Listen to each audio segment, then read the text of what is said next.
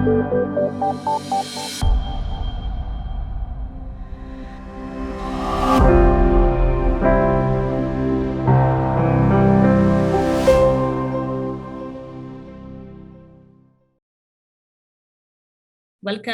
to idtalks. idtalks are independently organized 90-minute long webinar, seminar, meetups that happen every second Wednesday, 1 p.m. Central European Time, and are organized by SALTO Inclusion and Diversity Resource Center.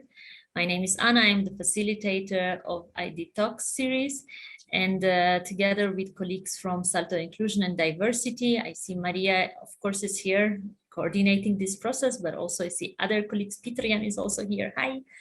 And with our amazing graphic recorder, Olaja, who will be in the background creating the magic that we will show you in the end of the idtalks today. We are organizing this series of events. We have started already 2 weeks ago, this fourth season.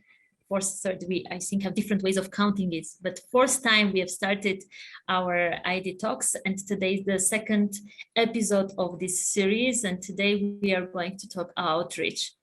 idtalks outreach, even though we know projects very often tick the inclusion box, not often they fulfill their obligations towards their beneficiaries and the community, and they fail to reach the most vulnerable of young people. Today, we will be discussing why, who is left behind, and how can we reach them out, especially while working both locally and at the European level. It is my pleasure and honor to introduce you our speaker for today. From Germany, Andreas Rosellen. He is a trained social worker, social scientist, and nonprofit manager. And in his professional life, he is the deputy managing director of Transfer. It's a youth work NGO based in Cologne. And he is working at the intersection of academia and practice, trying to get information and data that helps to make the international and interdisciplinary cooperation more better and helps it grow. So Andreas, you have the floor, and to our audience out there, please feel free to get your questions, comments, and actively interact in the chat. We will make sure that your questions and comments are later and in the process of idtalks passed to Andreas. Please, you have the floor now. Thank you very much, Anna. It's a pleasure to be here today. Thank you for inviting me to this series of idtalks. I'm very happy to share our insights. I will come to that in a minute. But first of all, I also want to say or connect today's talk to what's happening in the world. I have no words to describe that, and I don't want to introduce that right now. But I'm totally convinced that we are doing the right thing here. So I'm happy to share what we have found out in connection to the topic that Anna just introduced. I hope that we can take this time to dig into this topic, even if cool things are happening outside. But still, I think we are not talking about cruelties or something else. So I'm happy to get into this topic right now. I have prepared a little presentation for my talk, and I'm happy to share that with you. Today, it's all about the topic of outreach. So I will talk a little bit about a research that we have conducted during the last couple of years, and also a follow-up process to connect the findings to actually the field of practice, because that is what we do. As Anna already said, my name is Andreas. I'm working for an NGO based here in Cologne in Germany. I really much like the city. So most of you who have met me before know that. And it's a beautiful place. So we are coordinating a network called Research and Practice and Dialogue, which is working, as Anna already mentioned, at the intersection between academia and practice. So our goal is to gain new knowledge in the field and then connect it with actors who are working with young people and provide information that can be used and that can lead to new concepts, to new developments in the field, so that we reach out for professionalization and further development of the field of practice. That's what we're trying to do. And today today, I would like to focus on questions about obstacles, barriers, and ways to participation of young people. So the guiding questions within the next couple of minutes are what keeps young people from participating in European projects? Why are they not participating? What are the obstacles, and what can we do about these obstacles or these barriers to find a way forward and to maybe include them in future? Therefore, I would like to present some data, some evidence that we have produced in our research, but also would like to stress out on consequences. So what to do next with these findings, because I think actually that's the interesting part. Our work, or we define our work as something that builds this connection and that goes a step further that most of the time isn't done. So with my next couple of minutes, I would like to present a way to do so. The EXIT study as a huge research project is kind of the first step I would like to talk about. But don't be afraid, I will not go into methodological discussions here, or I don't want to go very, very deep into the research, but I want to give you some of the findings that are actually good for understanding the next step. And therefore, I would like to stress out on motivation young people have to participate, but also the fears and barriers they face when deciding to participate, or even that lead to the fact that they are not participating at the end. I'm deeply convinced, and this is also kind of the focus of my talk today, that local youth work can build these bridges and can reduce these barriers. And I would like to talk about a way how. Because we have conducted a project when it comes about the design of attractive formats that are based on needs and interests of young people. And this was also scientifically supported. So I have some findings there as well, and wrap it up at the end. So that's what you can expect during the next minutes. I hope that's okay and that's matching your interests. And of course, I'm very much excited what you bring to the table when it comes to discussion at the end. But first of all, to understand the research a little bit better, what we did at the beginning was to build this research around the questions, why are young people not participating? So that was our focus of interest, because we wanted to find out who are those young people who are not participating, what are the reasons and what can we do about it, and how to include them in future. So we designed this research together with 4 research partners. And it was a mixed method research which happened during the time of 3 years, 2016 to 2018. For example, we did a representative study with a survey with more than 2,000 young people here in Germany. And that's a very important fact. We talked to young people in Germany, so the research findings have kind of a German perspective. But to say that in advance, we already discussed the findings with loads of people from other countries. And of course, there are parts that maybe have this very German perspective, but a lot of findings are also of relevance in other countries, so that we had the chance to find that out. So I think it's fine to say that at the beginning, but still you can see what's interesting for you and what you can take out for your contexts.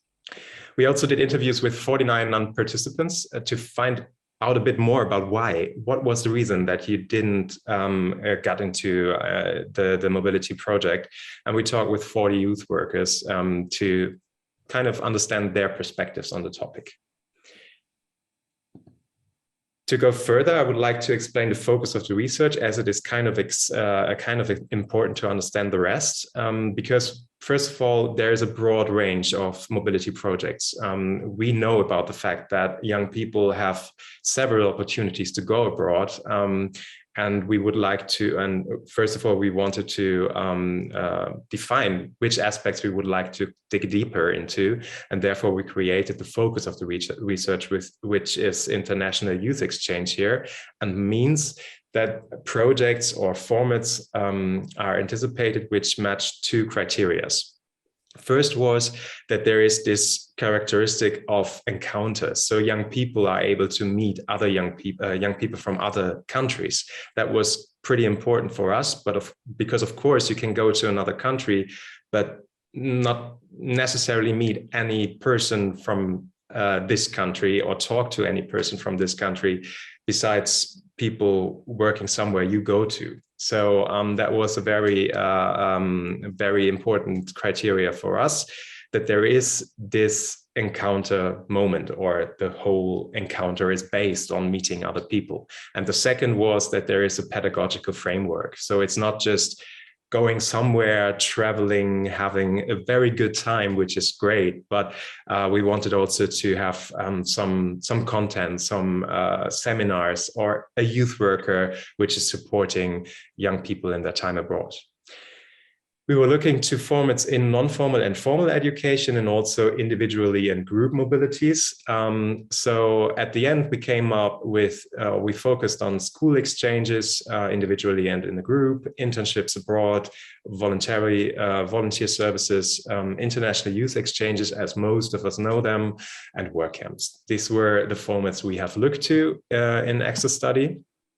So first thing we did was to ask these 2,000 young people, which of these formats do they know?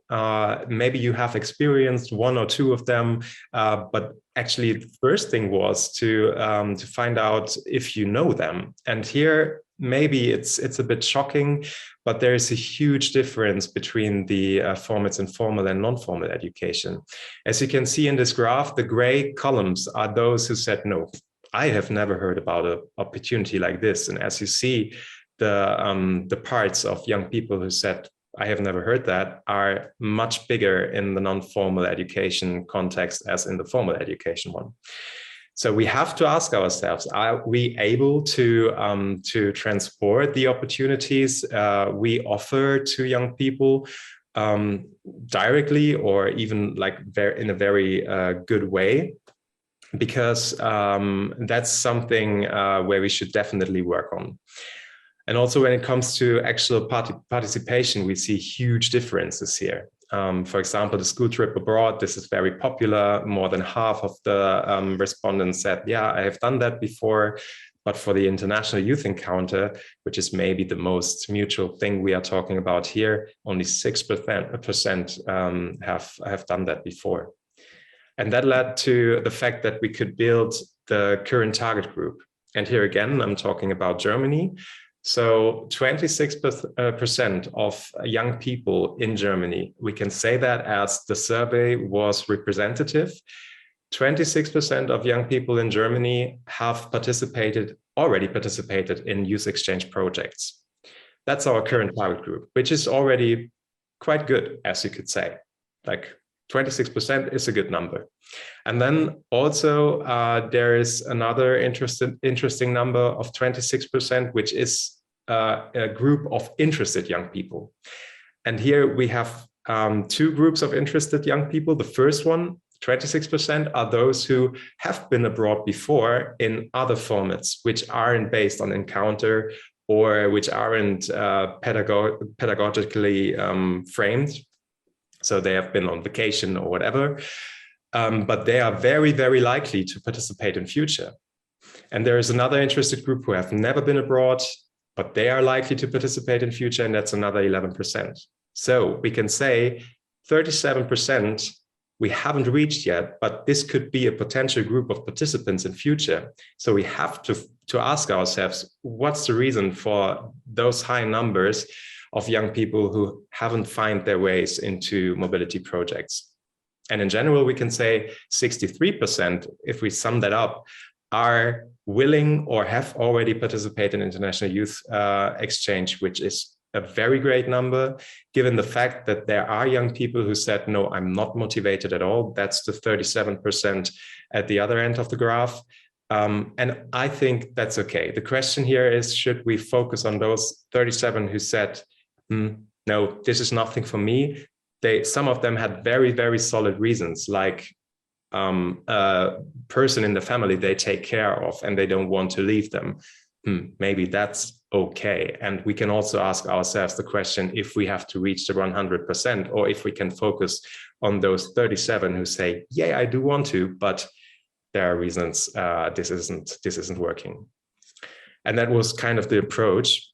What we did next, and here you see very much information on this slide. I just want to go into this very shortly, because what we did next, we matched the findings with a model of the Sinus Institute, which is a research institute who did this model of livelihoods of young people in Germany. And they did that combined to the fact of the level of education on the left side, which goes from low to middle to high. And then on the bottom, you see the value set of young people, which goes from traditional to modern to postmodern.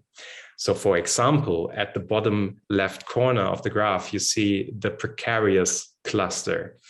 And this cluster has a low level of education and is more traditional and a more traditional mindset. And there, for example, are in most cases underrepresented. But for example, when it comes to sports clubs or associations, they have a high level of representation.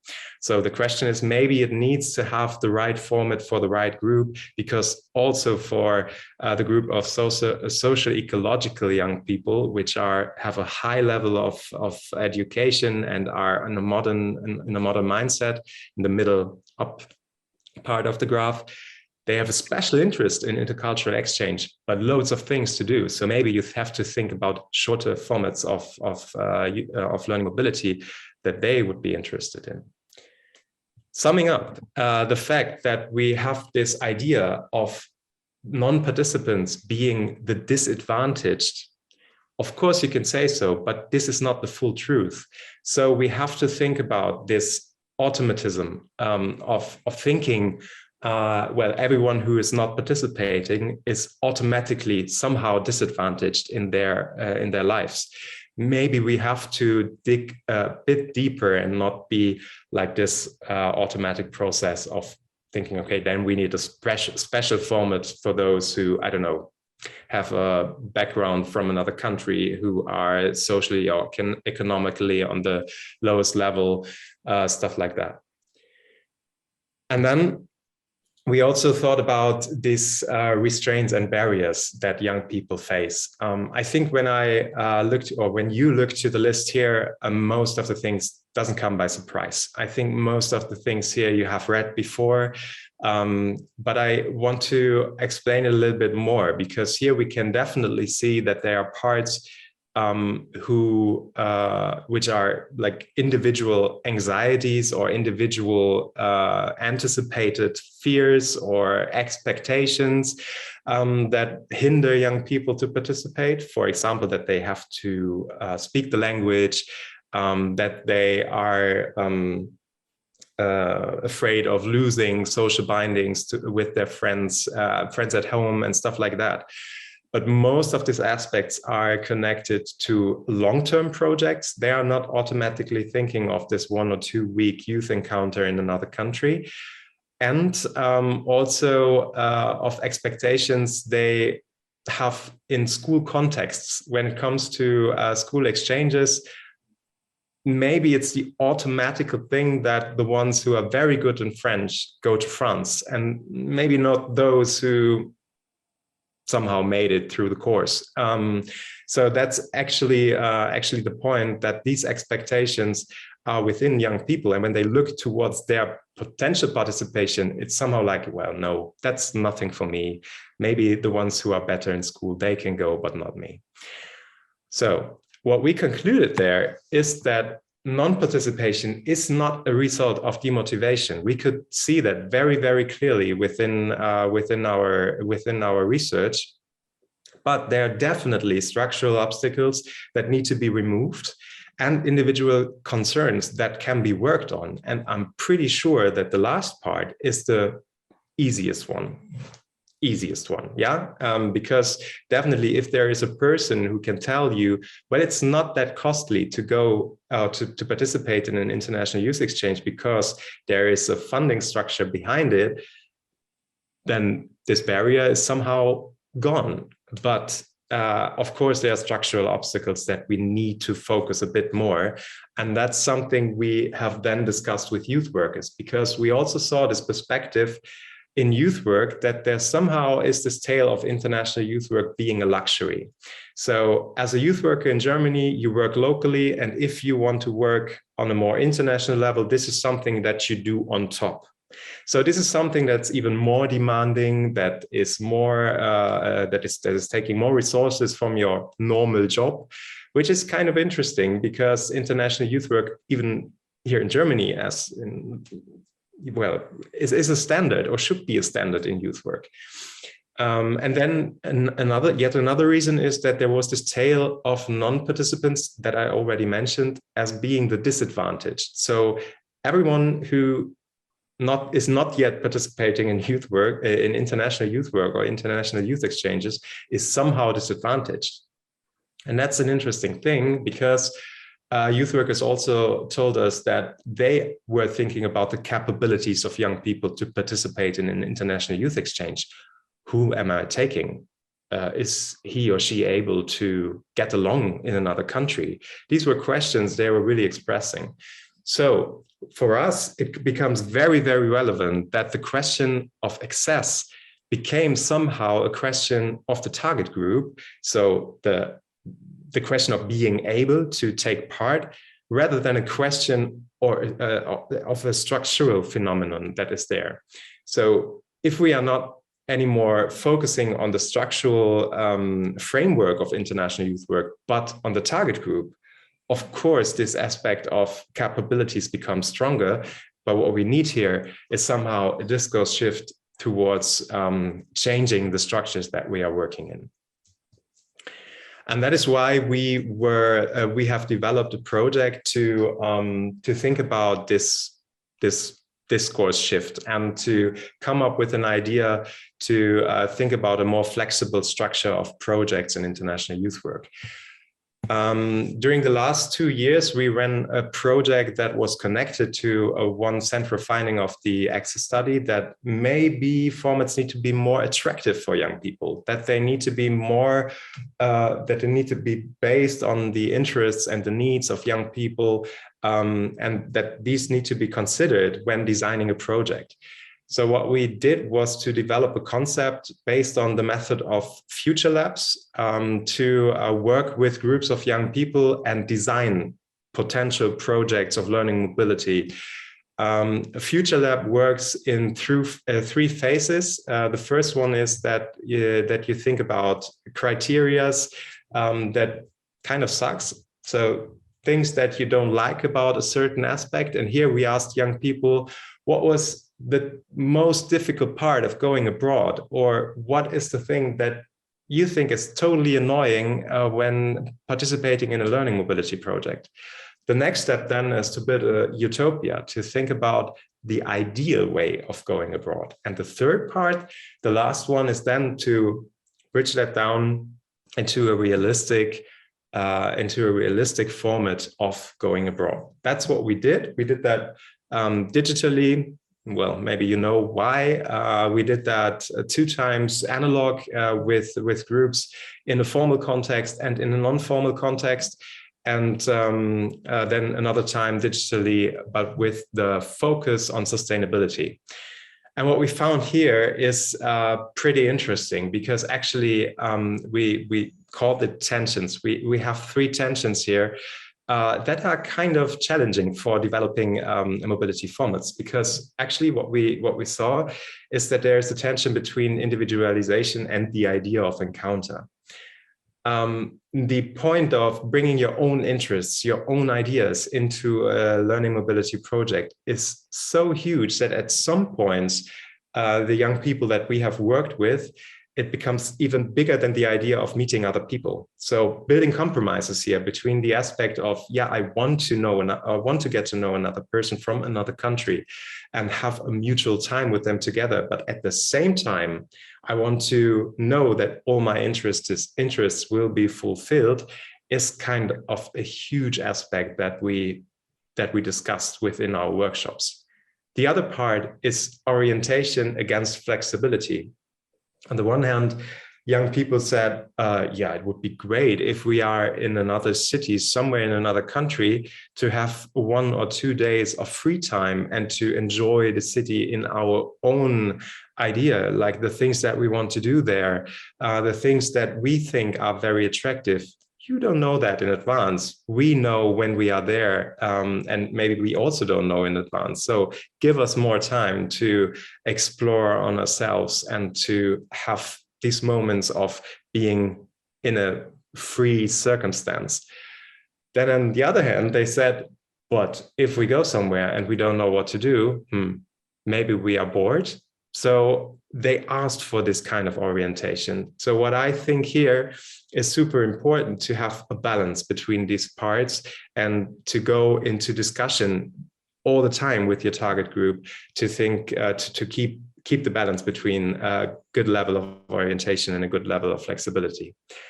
And now I think that's more or less the most interesting part, which speaks for the generation, or at least I am analyzing this that way, because somehow I think it really speaks for the generation of young people that we are working right now in Germany, which is, let's say, has a kind of a conservative mindset, which I can totally understand, given the fact that things are happening in our world which lead to a feeling of, or wish for more security, of being safe in your surrounding. So the question of how much of the other, the new and the familiar I want to have, and the familiar I want to keep, is a very important thing.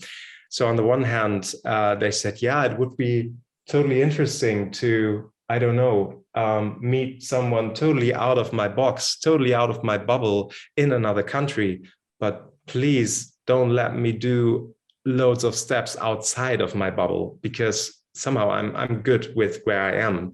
And that's interesting, actually a thing that for future learning mobility project, I think it will become even more important, that somehow you give participants the feeling that they are still in a safe space, but making so many steps in experiencing international dimension without even recognizing. So of course we have our agenda as youth workers, that we maybe are more likely to kind of have these moments of bringing our target groups to learning, which is most of the time connected to bringing them to aspects that they have never done before, or that they try out, or whatever else. But I think here you really need kind of a sensitivity, given the fact that young people are asking for more security and being in a safe surrounding. So bringing this all together, I think very important for future developments is that maybe there is the idea of having this preparatory aspects in learning mobility, and not starting your learning mobility with the moment that young people are boarding the bus or the plane, maybe less plane, more bus, or whatever, but having a preparatory period before, where you directly start together with your target group to build a program, to build the idea where to go to build actually what's happening on the spot. At the same time, you should bring some criteria that build a frame, because otherwise, as we saw in the aspect of orientation and flexibility, that could be overwhelming as well. But have this to have this period of preparation. If you have a fixed group, this is something that could be very, very supportive for young people who haven't yet participated in youth exchange programs to participate in future. And therefore, local youth work is the key. One of the most important aspects of the findings of the research was that local youth work should be supported further, and supported in the case that they could be able to be the bridge builder for young people to find their ways to learning mobility projects. And I think that local youth work has the power to remove these individual barriers and fears, because they are able to build connections to the young people they are working with, and that should go abroad. They can support young people to find the fitting opportunity, because, as I said before, there is a huge menu, and maybe the youth worker on the local level can help to find the most exciting dish for their target group, because they know them best. And of course, they can help to develop mobility project, as I presented, with their target groups, because I think this thing of, hey, I have a mobility project here. Do you want to come to the country that you haven't chose, to a group of people that you aren't part of yet, to a topic that maybe is not your most favorite one? I don't think that is super attractive for young people anymore, because they are able to choose in so many options in our modern world. So maybe here it's important to involve them from the beginning to the end. But they need to be better informed about what is learning mobility, because here in Germany, we have the huge challenge that most of local youth workers aren't working internationally yet. So that's a huge potential to better inform them. And if we have a more flexible funding scheme, then of course we need to have youth workers using this opportunities of a more flexible funding scheme, because if it's there and it's not used, it will be there for it won't be there for a long time.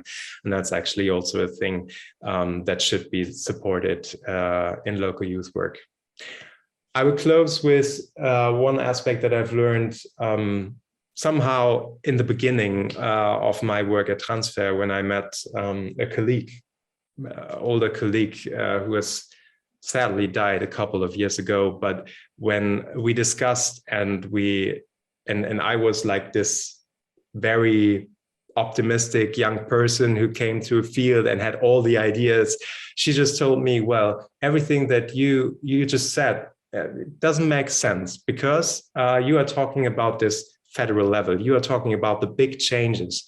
At the end, it comes to the aspect that you need to have these changes on a local level, because that's where young people are living. Young people are not living at federal levels, and you can do as much as you want to on a federal level. If this doesn't trickle down to local youth work, these changes will not be sustainable, because that's where young people live. And I think that's a huge opportunity here. If we are connecting what research is showing us with the way we are designing our practice, I think we can reach the point that we are reaching out to those we would like to reach, and bring more and more young people into international experiences. We are all convinced that's a good thing. So thank you very much for your attention. I hope you could take something out of my presentation, and I'm very much excited for all the questions that you have. Thank you very much, Andreas. And just for your information, everybody, the presentations were shared in the chat, so you can go and check it out, and also follow the links to get more information. For the moment, we have quite some questions in the chat. There was quite an interesting discussion with many important points raised. So I would like to ask Maria, who has been keeping a close eye on the chat, to bring some to your attention, Andreas, and afterwards we will go into smaller groups and have an opportunity to discuss with each other. Maria, so what do we have in the chat? A lot. Thank you, Andreas, for this input. I think it really shedded a light on reasons behind and tales behind the participation in international youth work, or not taking a part in the projects that we are organizing. There were a couple of comments, couple of questions, so I will take you through those. So the first one, the first question was from Aga, and Aga was curious if you could just clarify a bit more what are the values of young people which are considered as postmodern values. It was one of the first slides you shared when you were talking about the target groups. Yeah, that's true. A very good question indeed. I also when I first read that it's somehow postmodern, I was thinking about the world we have reached already. But anyway, I think the postmodern one is actually in contrary to the modern one, that they are really, really much connected to all the huge topics that we are dealing with: globalization, digitalization, individualization, and that the modern ones are not there yet. So I think that's just the differentiation here. I'm not sure if there are any aspects more, but as I said, that's also not the model that we came up with, but the Research Institute designed. So I would have to look that up to go more in depth, but if that's okay for you right now, then I leave it like that. And maybe also to remind our participants that every time after the ID talk, there is an article that is coming to accompany it. So maybe, Andreas, if this could be elaborated or put a link in the article, if our participants are interested in scientific backbone of the research to go into it and check it out themselves. Yes. Maria, anything else? The next one comes from Susie. It's partially a comment, but partially a question. Indeed, the disadvantage is always seen as a reason for not participating, but she wonders if there are any processes on how to work better than, or to motivate those participants who are not yet taking part in the programs. How we could go deeper, or taking part but not that much. How to go deeper into what methods and opportunities would work better for them, how we could get them. Yes, actually, the one that I've presented at the end of the presentation, I guess I wasn't there when the comment or the question was risen. So actually, this is one aspect that we came up with to have this Future Lab methodology to include every idea, every need, every interest of a young person right from the beginning. I think that's an interesting way to do so, but also, and that's what I was stressing out with the sports club, maybe there are several points of boarding into a learning mobility project, which is not necessarily the organization which is somewhere in my country and has this call for participants, but a very local one, which is connected to this young person already. And to build these cooperations with local stakeholders, I think that's very, very necessary when it comes to reaching out.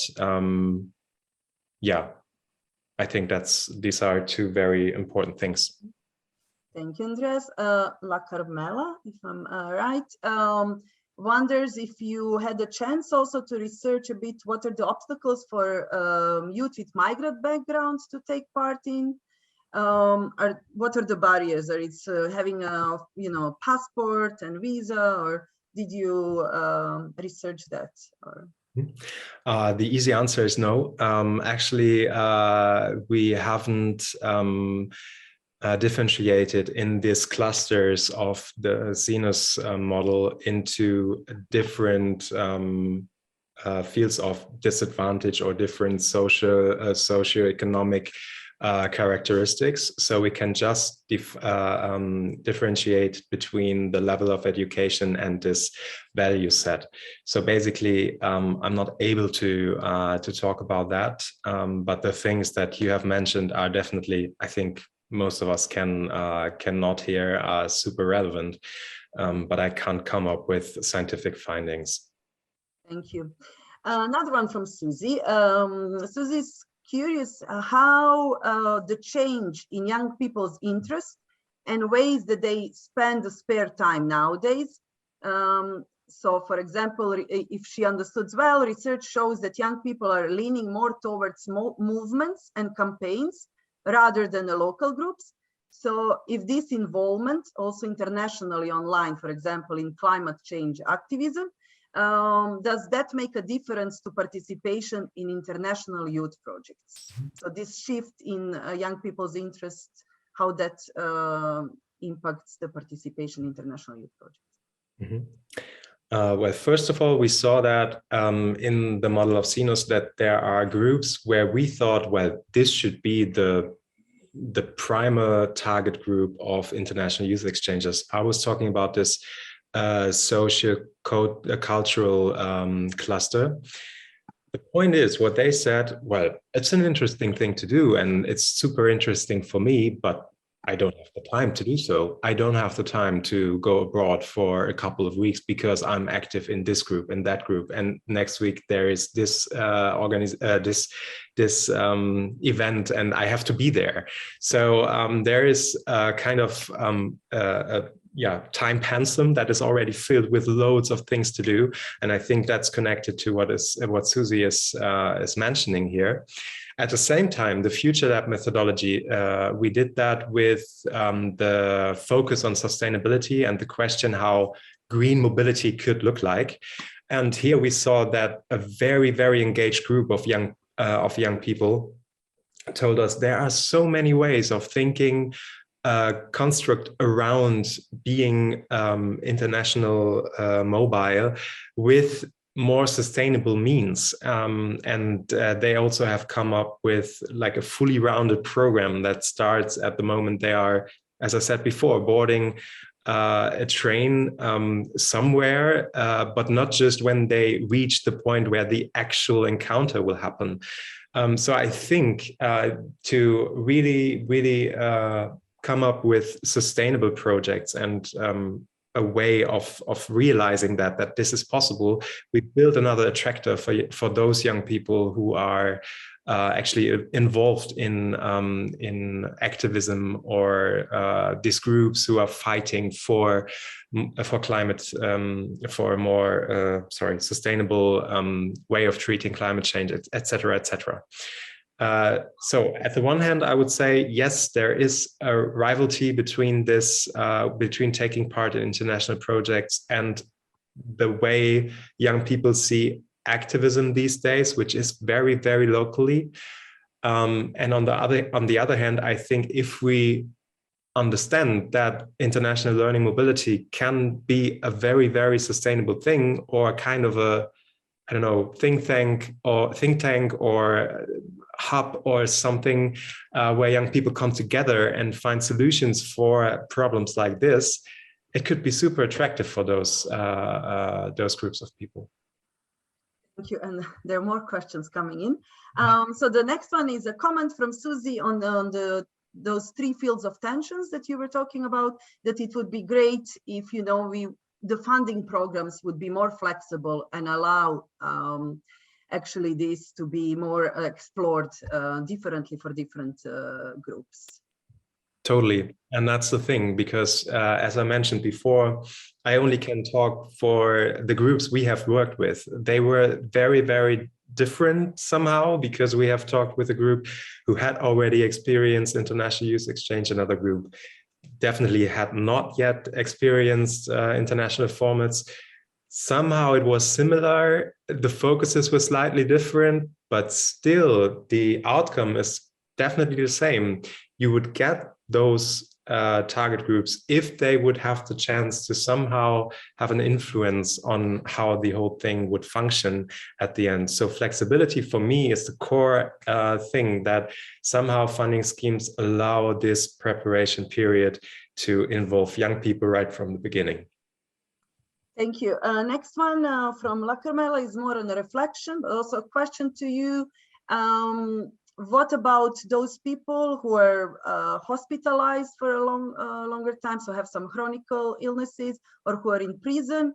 How are we reaching out to those? What is the level of their participation in the programs, if you know? Well, very good question at this point. Sorry, I don't have any idea for that. There are very interesting projects when it comes to young people with disabilities, or also illnesses chronically. I think these are very interesting. Out of our research, I can't say anything about it. Okay, thank you. Katarina from Germany made a comment about that there is a big difference between people who have a lower education like yourself and people who went to gymnasium, and that maybe it's the school, but who actually never really helped with motivating people to go abroad or to learn the languages. So that might be one issue. And then also that after finishing the education, a lot of young people, at least in Germany, go straight to work. They start working right away, and that it's very hard, or they don't see the point in then how to take now a gap year to do something internationally, to go volunteering, because they're already in the job. So that's more the comment. And also, like, if you have any idea how we could find a balance maybe there. First of all, thank you very much for this comment. I think this is super relevant, because it really hits the nail when it comes to the aspects we are talking about in the German context here. We have the situation that most of the time in schools, and it's no blaming here, right? There are very engaged teachers who do a very good job in bringing young people into international experiences, not at all looking to their grades or something, but we have this capability thing going on there. And this is something I think that young people in the German school system, and maybe that's the same in other countries as well, do kind of learn. If I'm not good enough I bring the example again, in French, I will not go to the school exchange to France. The ones who are very good in the language are going. So this is something which is kind of an automatism that then leads to the self-image of the young person coming to the conclusion, well, that's nothing for me. Only the ones with the good grades, the ones with money, the ones blah, blah, blah, they go abroad, I'm not. And this is something we need to reflect on more critically, and we need to find solutions that young people can come to the point that no matter what abilities or what grades they bring, they can be able to go and they can be able to participate. I think that's super important, and therefore we need this discourse shift I was talking about, to make that more clear, that it's not a question of the target group. It should be open to all, so it should be changed in the structural aspects of installing learning mobility projects and thinking them. Thank you. One more comment and one more question, and then we stop here. Okay, from Gemma or Gemma, I'm not sure how to pronounce your name properly, Gemma. I totally agree that the change starts at the local level. However, it's necessary to have an open, wide perspective of youth work, and indeed the mass media and how it influences our approach in this topic is essential. So it's just a comment to something you were addressing earlier. And the last question comes from Anna. Do you have any findings on the language use by the project in, for example, open calls, and how that affects participation?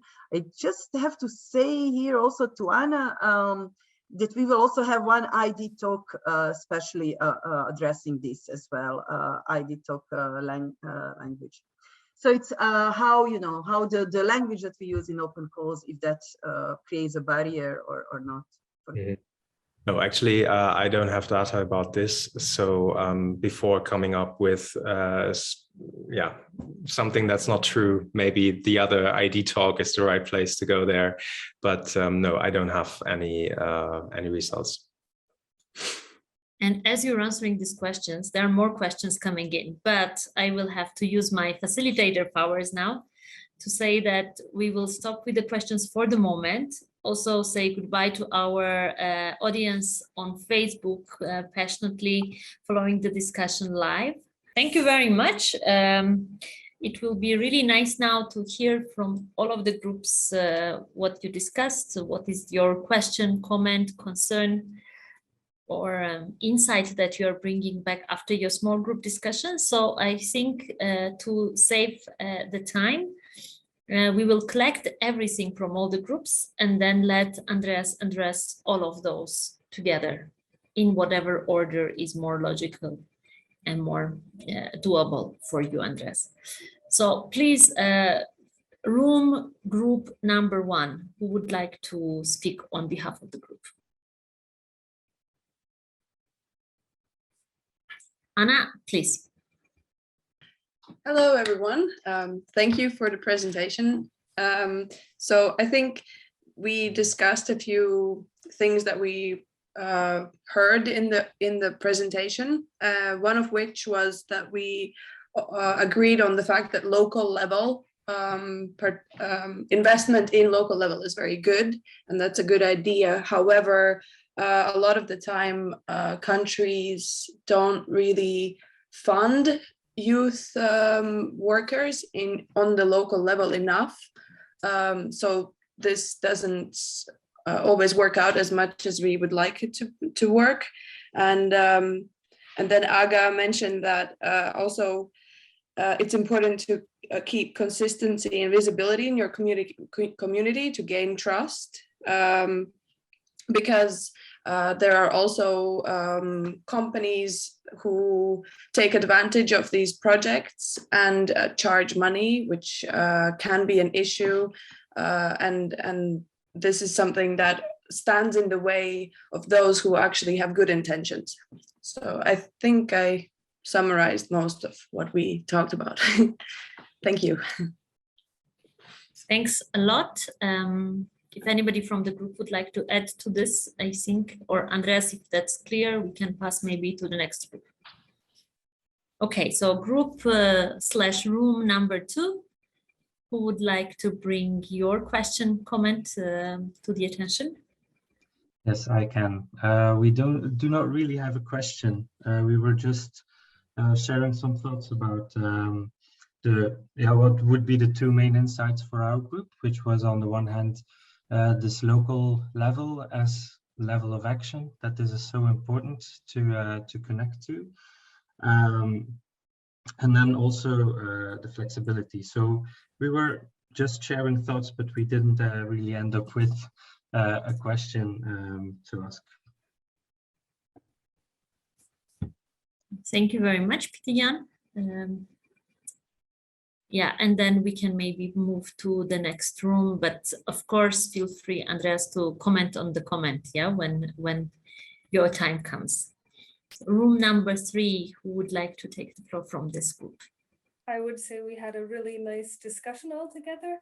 It was really cool, and I think we sort of don't really have a question, but we also came to the point, like how to motivate people to take part in youth exchanges. Like I had the example that a lot of German people at youth exchanges aren't really German, the people that are on Erasmus in Germany. So how could we motivate young people more to take part in these experiences? Mm-hmm. I think a very essential, very cornerstone type of question in international youth work. And finally, we have room number 4, group 4, please. Yes, Nino? I will take over from here. Yes, we discussed really interesting topics within the group, so thank you for that. And the first part was about the support and the reasons why people usually do not join. And we discovered that based on which country we come from or where we operate, these reasons are pretty different. And some of them included not knowing how to participate, not being a part of an NGO or not know how to connect with them, insufficient knowledge of languages, for example, English language, which is like one of the main languages here with exchanges. Also not sufficient funds even to buy tickets, even though they return it back. Like sometimes people don't even have these funds to buy those tickets to travel. And also some problems with rural and hard to reach areas when the organizations themselves don't know how to be present there. And there was an interesting also finding that some NAs, for example, are trying to bring those schools together with organizations and connect those non-formal and formal education sectors together. And we also discovered that there is a lack of not only logistical support, but the cultural guidance, which is like one of the most important topics here. Sometimes they have to even convince parents to let their kids go for these exchanges. So this cultural guidance is one of the things that is missing so far. And we would be, I think, as a community, would be really happy to somehow contribute and create some kind of knowledge and know-how for this. So to make the work of the organizations easier and for SALTO as well. And the question, I guess, was how to get involved maybe in the research or how to conduct similar research in our regions, and how to be more customized, I guess, to the local needs, because we understand that, Andrea, you did this research in Germany, and we all understand that these are different, the needs in per country. So we would like to maybe do something for our local communities as well and find the needs that are there present. So thank you for that, and I'm going back to Anna. Thank you very much, Nino. And Andreas, you have this kind of master task to try to fit all the answers and comments to these amazing questions and ideas in 10 minutes, possibly. So please, you have the floor. Yeah, funny story, haha. But I will try my best. Yeah, if anything stays open, please ask again. Feel free to. I would just go chronologically. First, for the first group, cool that you had the discussion around this aspect and see the connection to the local level as well. We totally see that. I've mentioned that we had discussions with colleagues from other countries. We had a seminar with RICO in 2019, so with the Regional Youth Cooperation Office in Albania, which was pretty interesting because I think that's one country where your description of a lack of local youth work or a lack of funding for local youth work is the case.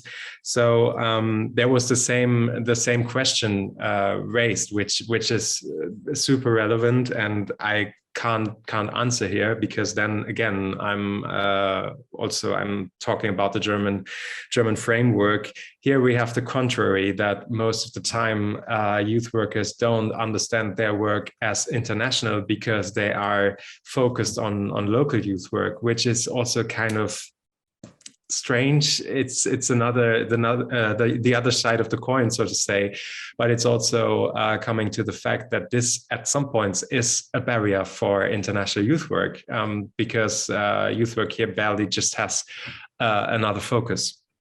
So I think what we discussed back in the seminar with RICO was also this trust topic, which is pretty huge in a lot of countries, in a lot of communities. And I think I would like to connect that with the motivation, how to reach out to young people and how to rise their motivation to participate, is to make the experience of learning mobility as close to their lives in reality as possible. And I think for this is also a matter of rising trust in your own work. If you do something which is close to people, to the people who are participating, then maybe it's more trustful than something that's happening at a certain random place somewhere in Europe. So for me, this is actually something which can lead to a higher motivation of young people and to a higher level of trust within communities for the stakeholders who are active there, if they do things that are reliable or that are not reliable, that are connectable to the realities of the people who are living in the communities. And therefore, I think this is super important to become more aware of this fact, because actually, and that's the thing that we realized with the Future Lab that we did with the young people who were interested in the topic of sustainability, they made it very, very clear with a strong argument and a strong point that they will not participate if they have to board a plane, that they will not participate if there is not a content about their interests in sustainability. So if we are not moving towards this aspect and build these attractors of learning mobility, being connected to the livelihood of young people, but most importantly to those things that move their worlds, I think we will lose this potential that we have there right now. As I said, in our case, 37% that we haven't reached yet. I think those are people we can reach if we make learning mobility closer, or design learning mobility closer to what they are interested in, closer to their experiences, closer to their ideas of traveling somewhere. And yes, it's a challenge that in loads of countries we have the situation that local youth work is not funded sufficiently.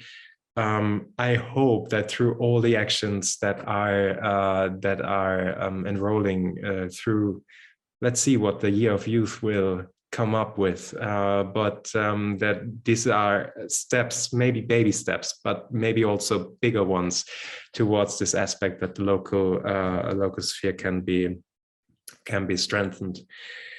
And then the last thing, how to get involved in the research or how to do similar things. The question is, or the question for us was, continuously working with the research. There are so many open questions still. Maybe we have to build smaller entities. And what we did next was to have a tiny access study in a region in Germany, because actually there we found a totally different reality of youth work than in other regions in Germany. That's also like we have federal state, so it's the case that we have differing systems in our country. So what we did there was to really put it on the youth workers who are actively there. We did a research about who does mobility projects, who does youth work on the field, to start to connect them, start to let them interact and to think about ways to cooperate in this. Because it's not about, well, I'm doing the best international mobility here, so I should be the one who is funded. Maybe in this, especially rural areas, it makes sense to build cooperations with more organizations, to then also, again, it's a topic of trust, to build trust in their communities and have a successful project. But therefore, you need to know who is there. And I think that's a knowledge which is most of the time not existent yet. So what was our next step somehow to have this research in more like on a regional approach. Maybe for your realities, it makes sense to go on a country research, but maybe it also makes sense to make it smaller, because for regions, I think it's super valuable if they know what stakeholders are in the spot, which are active, who could help to support a system of sustainable youth work, of building bridges towards international mobility for young people. So this would be somehow kind of an advice to think about not this huge 3-year research project which also in our case, this was a once in a life thing, right? There won't be a research like this in the next 5 years, I guess also in the next 10, probably. Let's see. But you can make it smaller, and if you think it more on a regional analysis and development project, this could also work and come to a point where you have data that's very, very relevant for supporting youth work system on a regional level. So I hope I tackled most of the aspects and comments and questions. But as I said, if there's anything left, feel free to raise it again. if you still have questions or comments, it will be really nice to hear those in the chat as well. We don't have so much time to take more questions and more comments now, but if you leave them in the chat, we will pass the whole information to Andreas, and then he might be able to incorporate some of these answers as part of the article that we are producing after every edition of ID Talks. And of course, many things also will unfold in the following 3 remaining ID Talks under the same motto of shaping diversity, and that I forgot to mention in the very beginning of our today's talk. But we are going more and more practical this spring, and next one, for example, will be on language and on accessible language for young people. So please, in 2 weeks time, 1 p.m. Central European time, come for more, but don't leave just yet, because we have 2 more things to do. One is a request and the other one is a kind of big reveal. The request is, before you will be leaving, it'll be nice really to hear your impressions in a short comment, 1 sentence, 1 word even. Just leave it in the chat before going back to your work day. But before you leave, we have this thing that we are always as a team waiting most, and the most creative within us as a group. We admit it loudly and proudly. Olaja, she will be sharing the graphic recording that she made throughout today's amazing presentation and interaction with Andreas. Please, Olaja, you have your few minutes of fame. Thank you very much, Anna, as usual, for all the compliments. Well, as always, this is just a little snapshot. I hope you can see it right now already. Yeah, we can see it. It's shared. And yeah, thank you, Andreas, for the insights on the research and yeah, the basic intake that we can understand is that even though it was maybe focused on the reality of Germany, many of us can very easily relate to the reality in our countries or in our communities. And basically, the main pillars, let's say, was these insights on the needs before actually youth go to international activities or part of international youth work activities. So what are these specific steps regarding preparation and knowing what are the needs of the young people, which can be done through fostering local youth work. It's important in its level of action. And then also, of course, this basic idea of tailoring the activities to the needs and interests, so developing the activities together with the youth itself. So, of course, this is just a little intake. I will revise the call and will enlarge also the graphic recording with the ideas that were brought after the breakout discussions. So thank you very much for that. It was very enjoyable. Thank you very much, Olaja. And you will find in your mailbox in more or less 10 days time the recording of the video, the article, as well as the graphic recording made by Olaja. So you will hear back from us again and again. And if you are interested, please come back in 2 weeks' time. I would like to just extend, I think, my thanks and really a lot of insights to take in still to Andreas. Yeah, thank you very much for bridging practice with academia and the grassroots experiences to research findings. It was very interesting. And thank you very much, everybody who took the time to be here today. And we hope to see you back. Thank you and bye-bye. Thank you very much.